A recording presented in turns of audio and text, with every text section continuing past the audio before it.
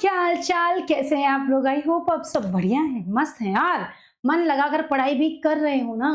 जल्दी से आइए, फटाफट क्लास को ज्वाइन कीजिए और फटाफट बता दीजिए कि yes ma'am we are ready. और ये कहने के लिए आपको मुझे फायर इमोजीज तो भेजना ही होगा, तो तुरंत फटाफट से शेयर कर दो, सेशन को लाइक कर दो। और लाइक कर दिया है तो रेड हार्ट भेज दो, लाइक नहीं किया है तो ब्लैक हार्ट भेज दो, शेयर कर दिया है तो डबल रेड हार्ट भेज दो, नहीं किया है तो डबल ब्लैक हार्ट भेज दो, पर जल्दी भेजो।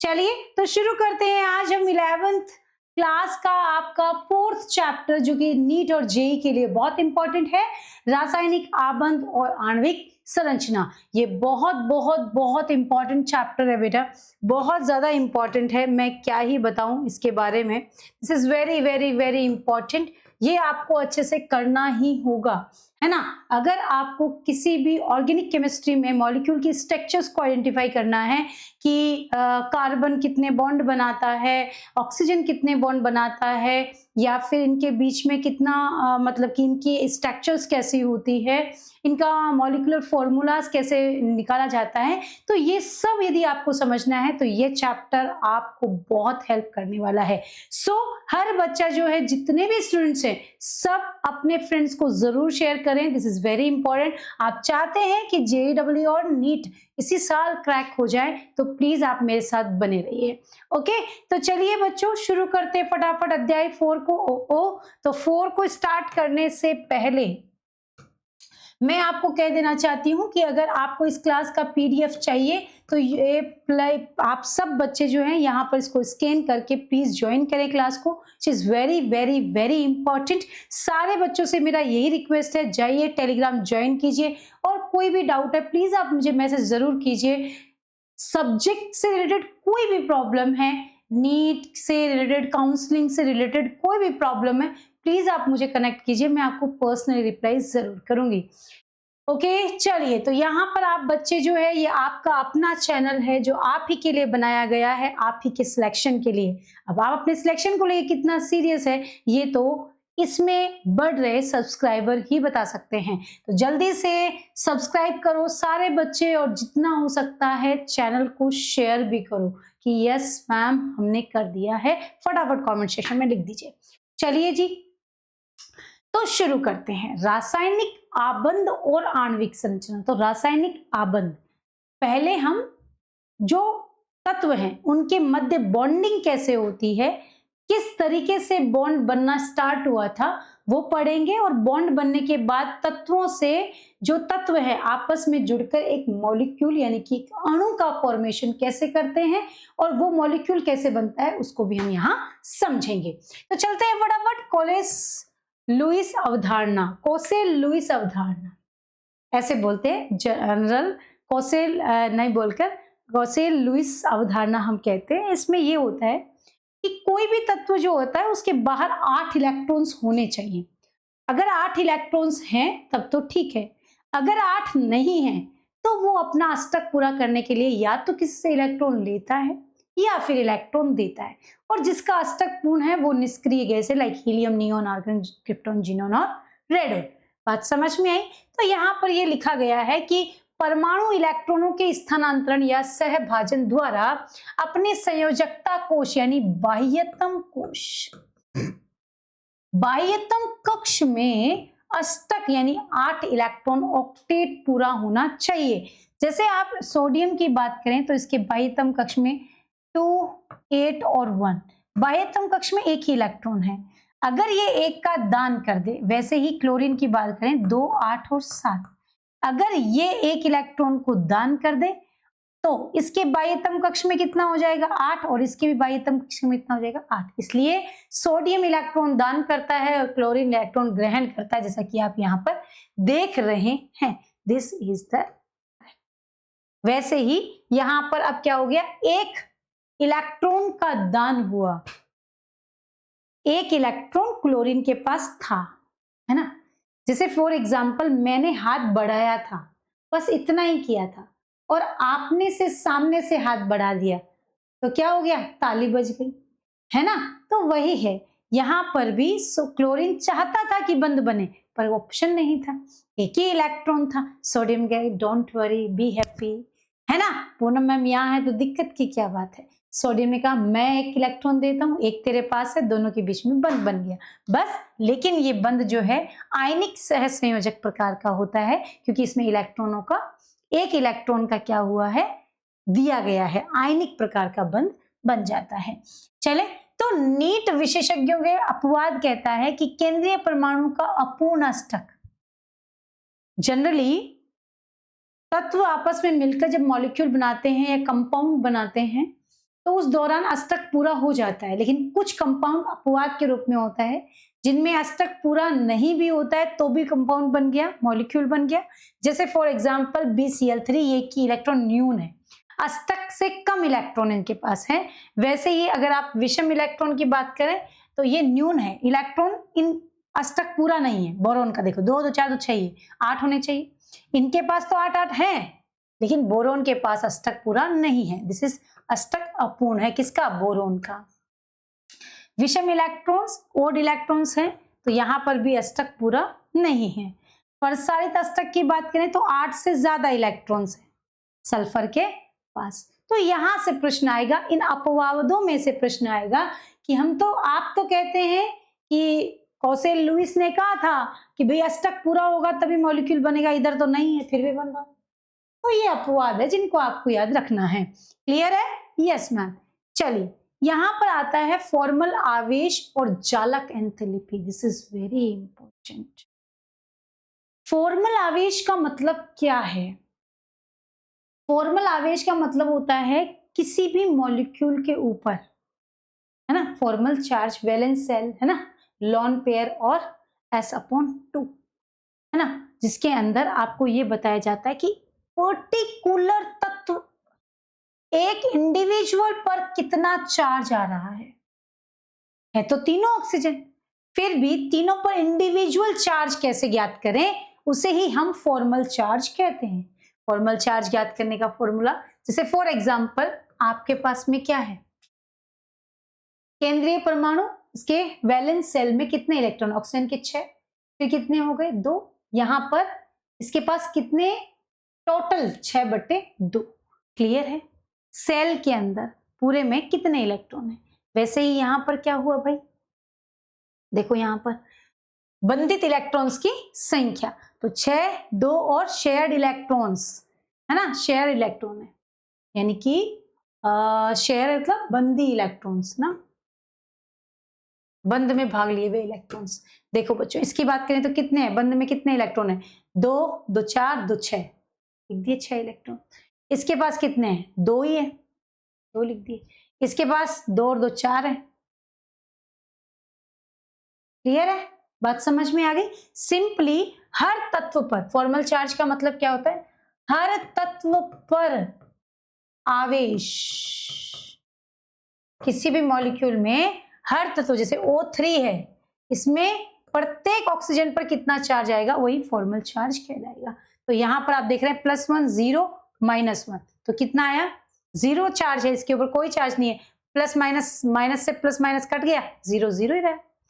ठीक है, अब आती है जालक एंथैल्पी। यहां से क्वेश्चन आता है बेटा, इस पर ओवरऑल चार्ज कैसे रहेगा, तो इंडिविजुअल चार्ज से पता चल जाएगा कितना चार्ज रहने वाला है।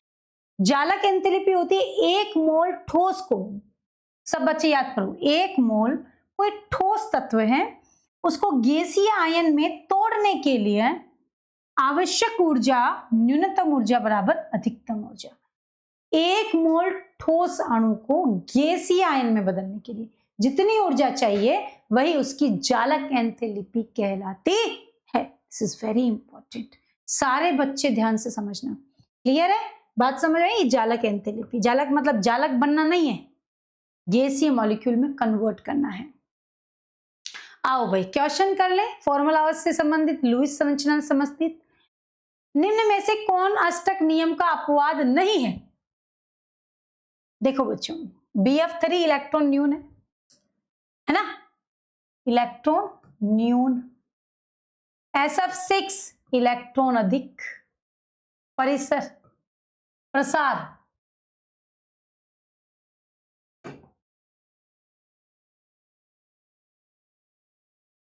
ये लो NH3 NH3 में पूरे हैं, कितने हैं? Nitrogen, hydrogen, 2 2 4 2 6 2 8। Option C is the correct. Clear? 6 से यस और नो, जल्दी बताओ लाला, है ना। NO क्या है? विषम, विषम इलेक्ट्रॉन है इसके पास। चलो, O3 अणु में केंद्रीय ऑक्सीजन पर फॉर्मल आवेश कितना था?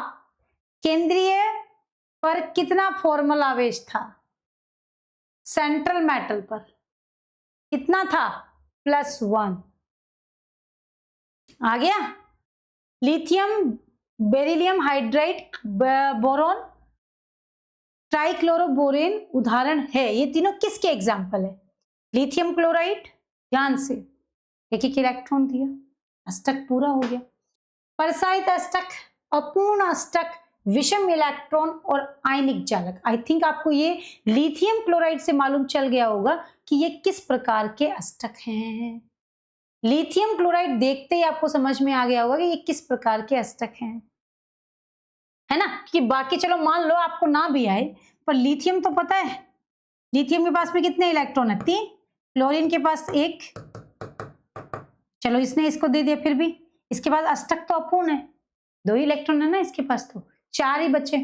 मान लो ये 4 और इसके पास तो 8, इसके पास 8 है, इसके पास 4 ही हुए, अष्टक पूरा नहीं है, तो यानी कि ये किस में है? अपूर्ण अष्टक। नीट और जेईई में ऐसे कॉन्सेप्ट को पकड़ के क्वेश्चन होंगे, रट रटा के नहीं होंगे, भजन थोड़ी कर रहे हैं। किसी आयनिक एंथैल्पी में स्थायित्व का सबसे महत्वपूर्ण कारक क्या है? आयनिक यौगिक में बच्चों, आयनिक यौगिक, अभी मैंने पढ़ा है कि आयनिक यौगिक में क्या होता है, आयन्स होते हैं, धनायन और ऋणायन, है ना, जिसमें क्रिस्टल जालक बनता है, और क्रिस्टल जालक बनने से क्या होता है? ऊर्जा मुक्त होती है, वही ऊर्जा उसकी आयन एंथैल्पी और जालक एंथैल्पी कहलाती है। तो क्या होगा? आयनिक यौगिकों में क्या होती है बच्चों? जालक एंथैल्पी होती। ध्यान से, आयनिक यौगिकों में, क्योंकि वो ठोस होते हैं तो वो गैसीय आयन में कन्वर्ट हो सकते हैं, तो वहां जालक एंथैल्पी कहलाती। ठीक, चलिए अब आता है आबंध प्राचल एवं द्विध्रुव आघूर्ण। आबंध प्राचल का मतलब होता है कि 2 तत्वों के बीच में, 2 परमाणुओं के बीच में बॉन्ड एंगल कैसा, बंध की लंबाई कैसी, समझ रहे हैं। तो यहां पर बॉन्ड एंगल, बॉन्ड की लेंथ कितनी है, उसको हम बंध प्राचाल में पढ़ते हैं। तो आबंध लंबाई कैसे ज्ञात करते हैं? किसी भी मॉलिक्यूल की जो आबंध लंबाई होती है 1/, आबंध कोटि। आबंध कोटि मतलब बंधों की संख्या, बंधों की संख्या, समझ रहे हैं। तो आबंध की लंबाई मतलब बंध की लंबाई, बॉन्ड लेंथ समानुपाती होता है 1/, आबंध की कोटि। तो आबंध बॉन्ड कितने? 1 2 3 बंध है ना। तो ये व्युत्क्रमानुपाती होता है। समझ में आ गई? परिणामी द्विध्रुव आघूर्ण, वो तो समझ में आता है। परिणामी द्विध्रुव आघूर्ण क्या होता है? द्विध्रुव आघूर्ण क्या होता है? जब कोई भी मॉलिक्यूल होता है जिसमें अगर कोई भी सेंट्रल मेटल है, उसमें अगर जो तत्व जुड़े हुए हैं उनकी विद्युत ऋणताएं कम है और सेंट्रल मेटल की ज्यादा है, तो द्विध्रुव आघूर्ण उसकी तरफ, इलेक्ट्रॉन उसकी तरफ जाएंगे। तो इसमें सारा इलेक्ट्रॉन एक ही तरफ जा रहे हैं ना, क्योंकि सबकी विद्युत ऋणता ऊपर की ओर जा रही है। नाइट्रोजन की ज्यादा है, लोन पेयर की उससे भी ज्यादा है, तो सबकी सेम। तो यहाँ पर द्विध्रुव आघूर्ण जो है वो 1 से ज्यादा हो गया, 0 से ज्यादा हो गया। ठीक है। आबंध कोटि, हाइड्रोजन के लिए आबंध कोटि बंधों की संख्या कितनी है? 1, इसमें 2, इसमें 3। आबंध ऊर्जा, बंध सह संयोजक आबंध की मजबूती, आबंध ऊर्जा, बंध को तोड़ने के लिए जितनी ऊर्जा चाहिए, 2 तत्वों के बीच में बंध जितना प्रबल होगा ऊर्जा उतनी ही ज्यादा, आबंध ऊर्जा का मान उतना ही ज्यादा।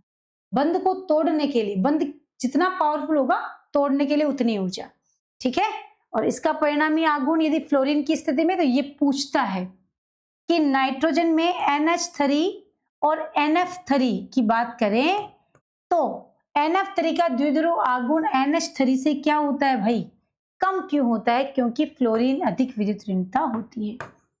विद्युत ऋणता कल पढ़ाई थी ना। विद्युत ऋणता का मतलब क्या होता है?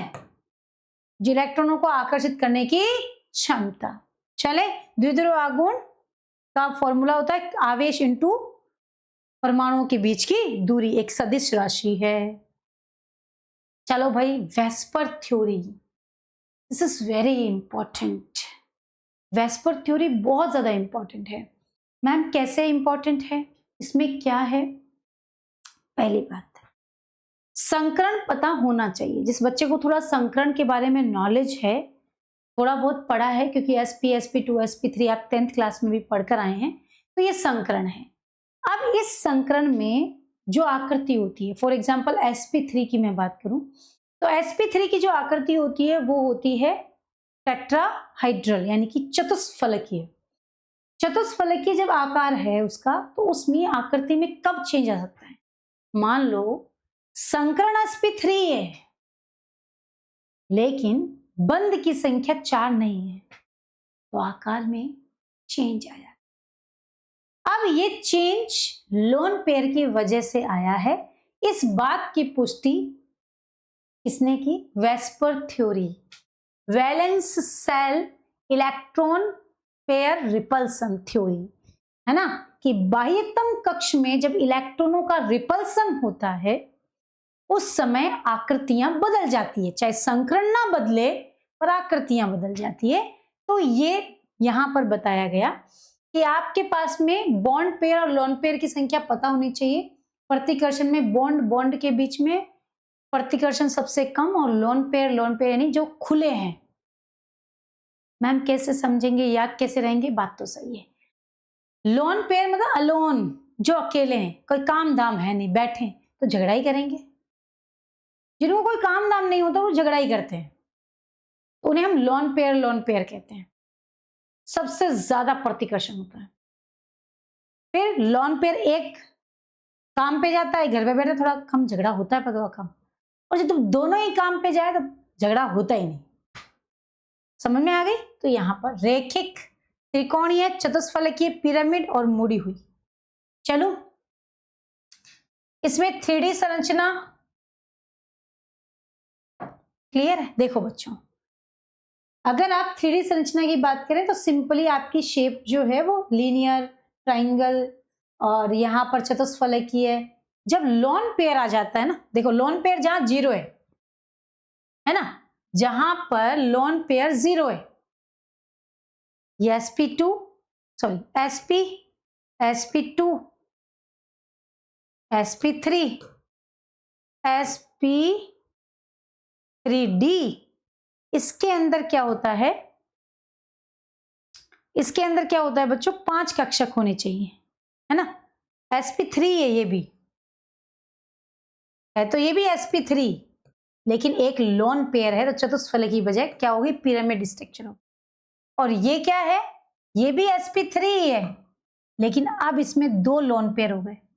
एक लोन पेयर चतुष्फलक की आकृति पिरामिड में बदल गई, 2 लोन पेयर मुड़ी हुई आकृति होगी। जैसे फॉर एग्जाम्पल अगर मैं चतुष्फलकी की बात करूं तो आपके पास हो गया CH4, है ना।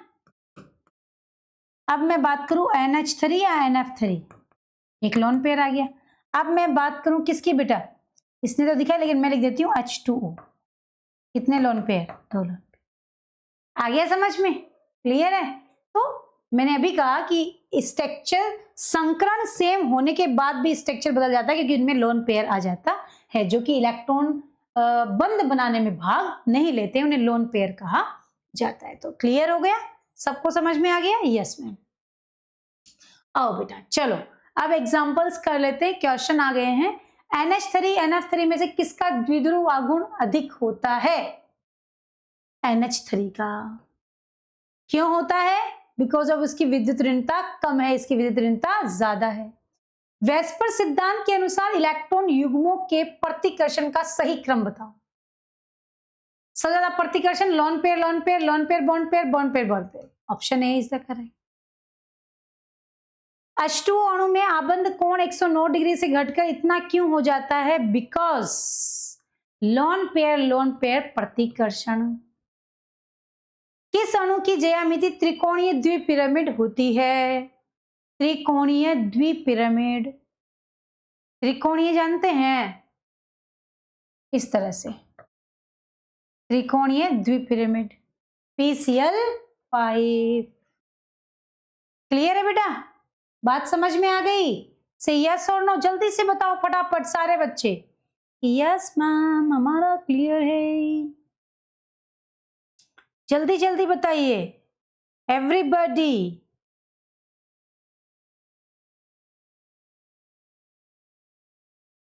जल्दी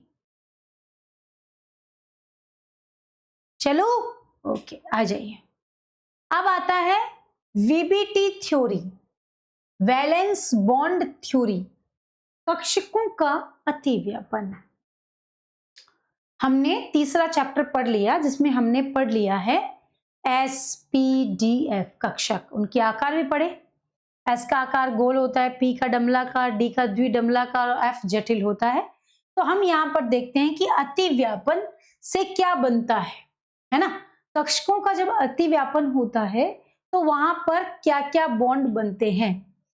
तो वीबीटी थ्योरी जो होती है वो बंध को बताती है कि सिग्मा बंध बन रहा है या पाई बंध बन रहा है, और बंध बनने के लिए तत्व कैसे जुड़ेंगे, कक्षक कैसे जुड़ेंगे वो बताता है अतिव्यापन।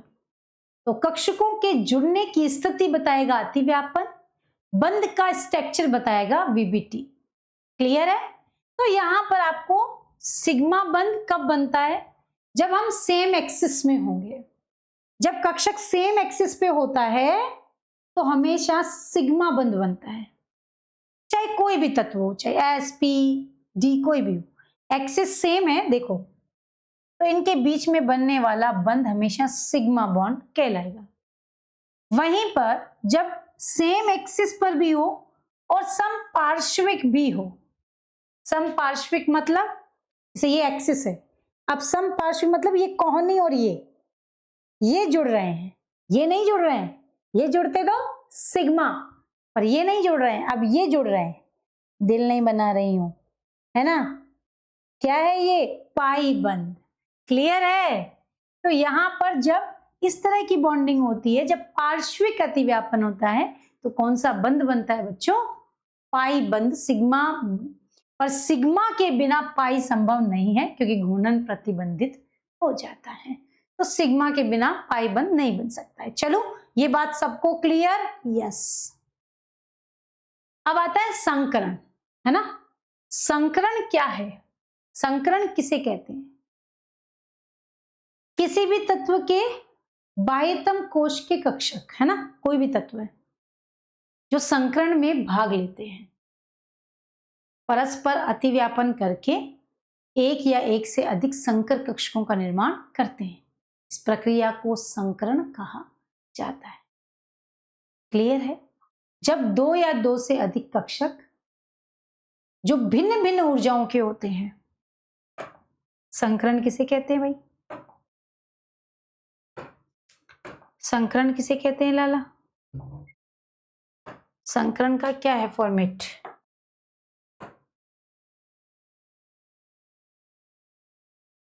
संकरण किसे कहते हैं? जब दो या दो से अधिक असमान ऊर्जा वाले कक्षक अपनी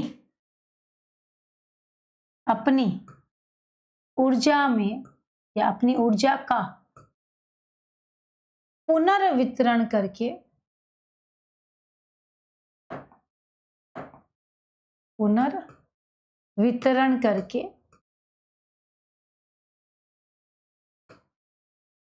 समान ऊर्जा व समान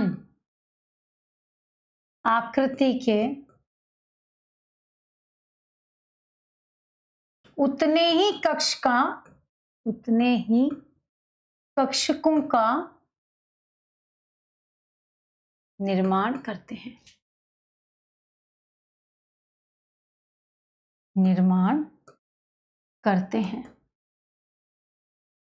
करेक्ट?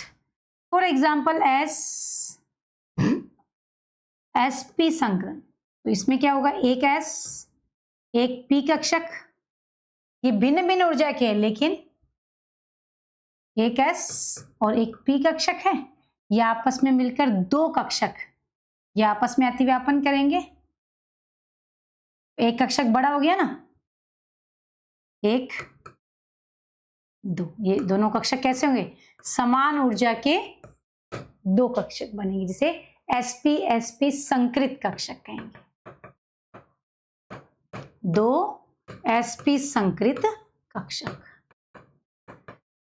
बात समझ में आ गई? ऐसे ही sp संकरण sp2 sp3 ऐसे ही बनेगा। चलो बेटे आ जाओ, तो यहां पर देखो sp में 50-50% है दोनों, sp2 में s लक्षण 33 और ये त्रिकोणीय समतलीय BCl3 C2H4, ये एग्जांपल्स आपको ध्यान में रखने, इसमें 25% है CH4NH3H2। अब देखो बच्चों sp3d2, इसके अंदर स्ट्रक्चर जो है त्रिकोणीय द्विपिरामिड होता है, PCl5 PCl6 SF6, PCl3 नहीं है, ये SF6 होना चाहिए, या तो SF6 हो, PCl5 ही होता है ना, 1 2 3 4 5 6 कैसे कर दिया, ठीक है। तो यहां पर क्या होता है, एक ही होगा जो इस तरह से ट्राइंगल बनाएगा, और बाद में त्रिकोणीय द्विपिरामिड, ये त्रिकोण है, दो लाइंस ऊपर नीचे है तो द्विपिरामिड, एक लाइन है तो केवल पिरामिड, ठीक है। चले, यहां लिखा गया है अक्षीय आबंध विश्वत आबंधों के से लंबे और कमजोर होते हैं क्योंकि उन पर अधिक प्रतिकर्षण होता है, जिससे PCl5 अत्यधिक क्रियाशील होता है। अक्षीय ये एक्सिस में है ना, ये बंध लंबे भी होते हैं और कमजोर भी होते हैं, इसलिए अधिक स्थायी भी होता है। आओ बच्चों, ये तो हो गया, समझ में आ गया संकरण। चलो क्वेश्चंस कर ले। अभ्यास सेट में VBT और संकरण संबंधित प्रश्न है।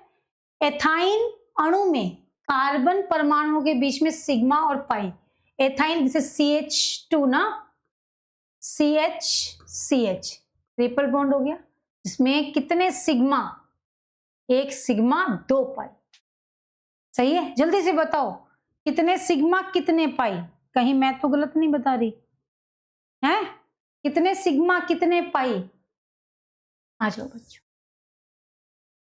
हाइड्रोजन 1 2 3 4 है ना, कितने सिग्मा है, एक और दो, दो सिग्मा दो पाई का ऑप्शन नहीं है, अच्छा। कार्बन कार्बन कार्बन परमाणु के बीच में, कार्बन परमाणु के बीच में केवल तो एक सिग्मा दो पाई, एक सिग्मा दो पाई। PCl5 में अक्षीय आबंध विश्वत आबंधों से लंबे क्यों होते हैं, क्योंकि इनमें क्या होता है, अधिक प्रतिकर्षण है। sp2 संकरण में s कक्षक का प्रतिशत कितना होता है, 33 होता है। किस अणु में कार्बन sp संकरित है, sp संकरण किसमें है भाई, ये sp3 है, ये sp2 है, ये sp है, ये भी sp3 है। Option C is the correct. से यस और नो, जल्दी बताइए। यस मैम, आगे चलो बेटा। This is again important theory, MOT molecular orbital theory. कौन सा अणु है, कौन सा परमाणु है जो मॉलिक्यूल बना सकता है, जैसे Na2 थोड़ा ना नाम सुना है आपने, H2O2 N2 ये तो सुना है ना, Ca2 थोड़ी सुना है।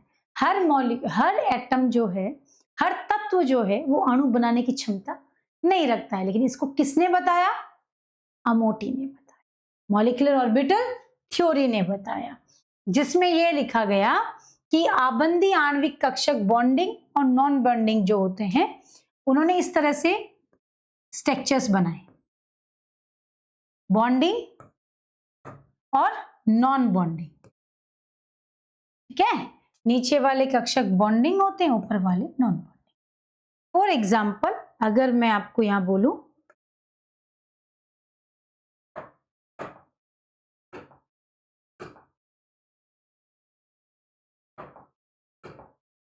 चलिए अगर आपको मैं यहां बोलूं तो आप देखेंगे बेटा कि अपने पास अमोटी जो है ना मॉलिक्यूलर ऑर्बिटल थ्योरी, उसमें क्या कहा गया, हाइड्रोजन से लेकर नाइट्रोजन तक और ऑक्सीजन से लेकर फ्लोरीन तक दो स्थितियां बताई।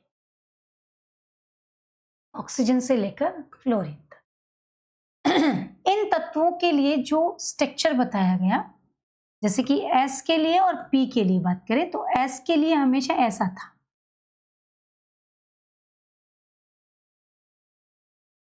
S के लिए तो सेम ही था, 1 sigma 1s sigma anti bonding 1s, ये भी एक एक कक्षक हो गए। लेकिन जब P की बात आई, जब P की बात आई तो P में ऐसा हुआ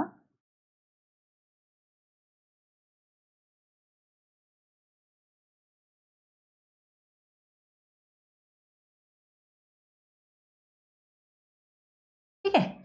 P में ऐसा क्यों हुआ, क्योंकि P में दो इस तरह से कक्षक होते हैं, तीन कक्षक होते हैं, PXY PYZ ZX, है ना, PXY YZ और ZX। तो बच्चों यहां पर तीन तीन है ना, PXY PZX और चलो YZ और ZX हो गया क्लियर। अब यहां पर जो P कक्षक है, उन P कक्षकों में क्या होता है, PXY PYZ और PZX। इनकी बात करें बेटा तो ये तीन कक्षक में से दो कक्षकों की ऊर्जाएं जो होती है वो समान होती है ना, और एक कक्षक की ऊर्जा जो होती है PZ स्क्वायर ना, हाँ PXY PYZ PZX, हाँ ZX की जो ऊर्जा होती है वो अलग होती है, PXY और YZ एनर्जी सेम होती है, तो यहां पर भी दो सेम और एक ऊपर चला जाता है। पर इस सिनेरियो में क्या होता है, चेंज आ जाता है, ठीक है, इस सिनेरियो में थोड़ा चेंज आ जाता है, बाकी तो सेम है, ये तो सेम है, बट यहां पे एक नीचे दो ऊपर। डन, क्लियर है, हो गया।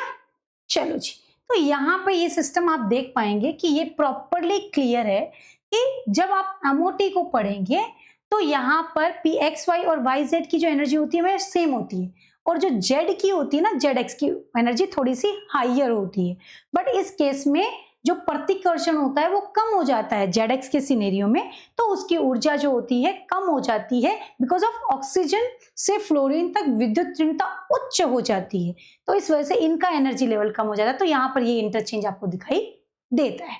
चलो बात समझ में आ गई, यस मैम, तो यहाँ पर ये चीज है। अब यहाँ पर नोट्स, ठीक है कोई नहीं, तो चलो जी चले, तो यहाँ पर बॉन्डिंग एंटी बॉन्डिंग मैंने समझा दिया, यहाँ पर देख रहे हैं आप, है ना, ये सब बंदी है, ये भी बंदी है, ये सब एंटी बॉन्डिंग है, ठीक है, चलो ओके डन है। तो यहाँ पर ये चीजें वही कि विनाशी व्यतिकरण, मतलब कि जब एक दूसरे को ओवरलैप करते हैं तो वहां पर रिएक्शंस जो होती है, जब आप कोई भी मॉलिक्यूल बनाते हैं, ओवरलैपिंग में क्या होता है, जो YA YB का मतलब होता है कि जब कोई कंपाउंड, जब कोई तत्व जो होते हैं उनके इलेक्ट्रॉन्स या तत्व आपस में ओवरलैप करते हैं तो वो एग्जिस्ट नहीं करता, स्टेबिलिटी थोड़ी सी कम हो जाती है। तो यहाँ पर ये कोई वो नहीं है, संतोषी जिसके अंदर क्लियरली आपको ये चीज दिखाई देती है। प्रति आबंधी आणविक कक्षक में आप देखेंगे कि नाभिकों के बीच इलेक्ट्रॉन घनत्व शून्य, उच्च ऊर्जा, कम स्थायित्व के लिए होता है, ठीक है। संयोग करने वाले परमाणु कक्षकों की संख्या बनने वाले आणविक कक्षकों की समान होती है, तो हम पहले बता चुके हैं। चलो भाई, है ना, जैसे फॉर एग्जाम्पल 3 और 3 6 लिए तो 3 और 3 6 ही बनेंगे, जितने भाग ले रहे हैं उतने ही कक्षक बनेंगे।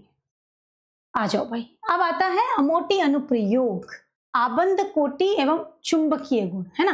तो यहां पर आप देखेंगे बच्चों कि आबंध कोटि bond order 1/2, non bonding bonding, है ना, यानी कि बॉन्डिंग और एंटी बॉन्डिंग, सॉरी, बॉन्डिंग और एंटी बॉन्डिंग, बी से बॉन्डिंग, ए से एंटी बॉन्डिंग, ठीक है। धनात्मक अणु आया तो स्थायी, ऋणात्मक वैल्यू आई तो अस्थायी, ठीक है। तो यहां पर आपको ये बता रहे हैं कि ऑक्सीजन जो है वो O2 फॉर्मेशन में है, N2 जो है वो भी O2 फॉर्मेशन में है, दोनों का मॉलिक्यूल बन सकता है ना। तो यहां पर ये कह रहे हैं कि अगर आपको दिखाया जाए, बताया जाए, तो आप कैसे देखोगे। तो यहां पर एंटी बॉन्डिंग और बॉन्डिंग के लिए आप एक चाहे नाइट्रोजन और ऑक्सीजन का निकाल कर भी देख सकते हैं कि किस तरह से आता है। तो हम आपको बता देते हैं ताकि आप बच्चों को सही से समझ में आ जाए, ताकि किसी बच्चे को दिक्कत ना हो। आओ भाई, है ना, चलो मैं समझा देती हूँ, नाइट्रोजन का निकाल कर आपको बता देते हैं। आइए, तो नाइट्रोजन N2 फॉर्म में है तो दोनों का लिखो, 1s2 2s2 2p5 2p3, sorry 2p3, 1s2 2s2 2p3। अब आप सोच रहे हैं मैम दो नाइट्रोजन क्यों भाई, N2 नहीं बना रहे तुम, दोनों लेना पड़ेगा ना। तो आइए, तो सबसे पहले आपके पास में क्या है, 1s के लिए तो आप क्या हो, सिंपली छोड़ दो, 2s से ही स्टार्ट कर लेते हैं, है ना।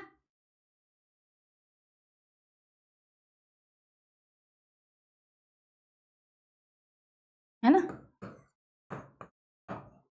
Sigma 2s, sigma anti bonding 2s, ठीक है। कितने इलेक्ट्रॉन है, दो, इधर दो, दो दो नीचे, 2s हो गया ना, है ना। तो यहां पर दोनों के दोनों कक्षक काम में आ गए, 2s, ये एक नाइट्रोजन का, ये दूसरे नाइट्रोजन का, दो नाइट्रोजन परमाणु है ना, दोनों का साथ साथ। अब 2p,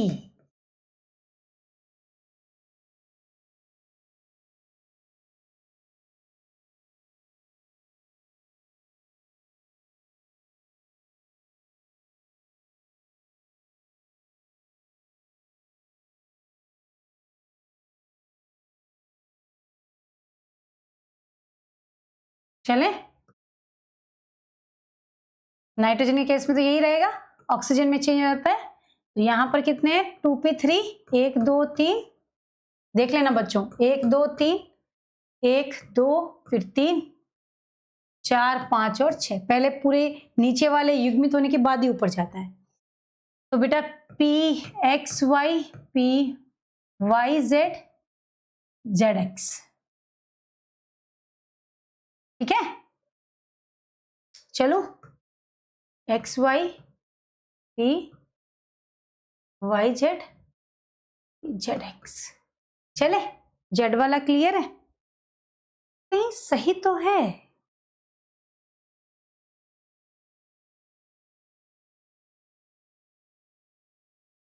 सही है, मेरे हिसाब से सही है, कहीं कोई प्रॉब्लम तो नहीं, चेक करें क्या।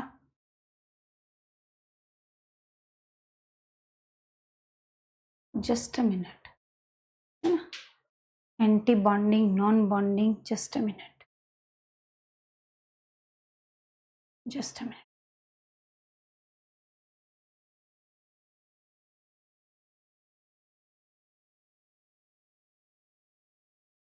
Just a minute.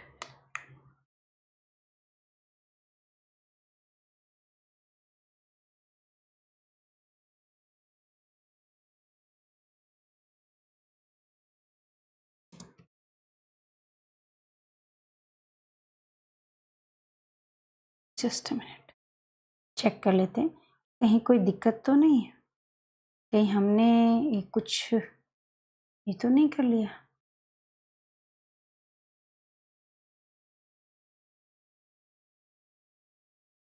ये एमओटी में मेरे को जहाँ तक याद है वहाँ तक आई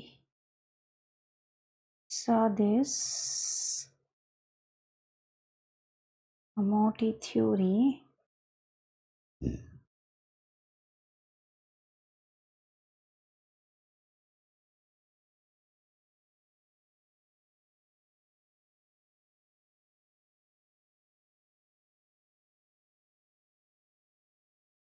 यस, आ गया ना, मैं यही सोच रही थी।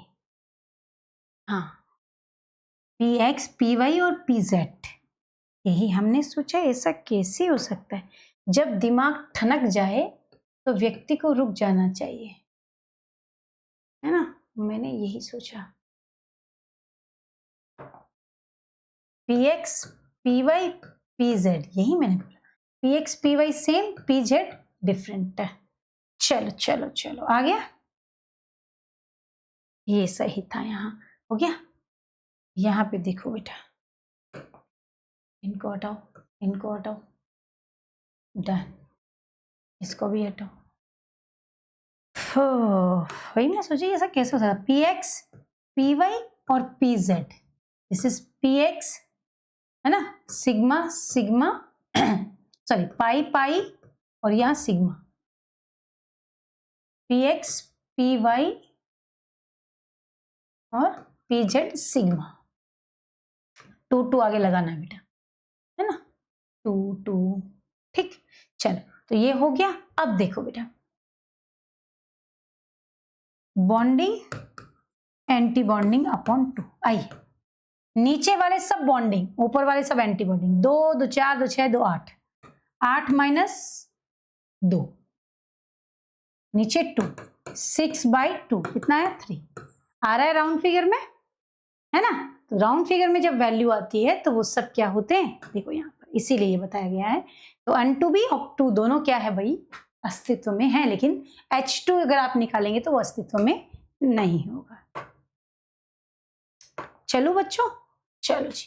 तो अब आता है हाइड्रोजन बंध, जो कि सबसे इंपॉर्टेंट है। हाइड्रोजन बंध कुछ नहीं होता, जब कोई भी हाइड्रोजन एक तरफ से, यानी हाइड्रोजन दोनों तरफ से कोई अधिक विद्युत ऋणी तत्व से जुड़ा हुआ हो, है ना, या फिर कोई भी अधिक विद्युत ऋणी तत्व हाइड्रोजन के साथ जुड़ा हुआ हो, तो वो क्या करता है, हाइड्रोजन के साथ जब जुड़ता है तो उसकी एक संयोजकता हाइड्रोजन के साथ सह संयोजक बंध बनाती है, और एक के साथ में स्थिर विद्युत आकर्षण बल बनाती है ना। इसे ही हम क्या कहते हैं, हाइड्रोजन बॉन्डिंग कहते हैं।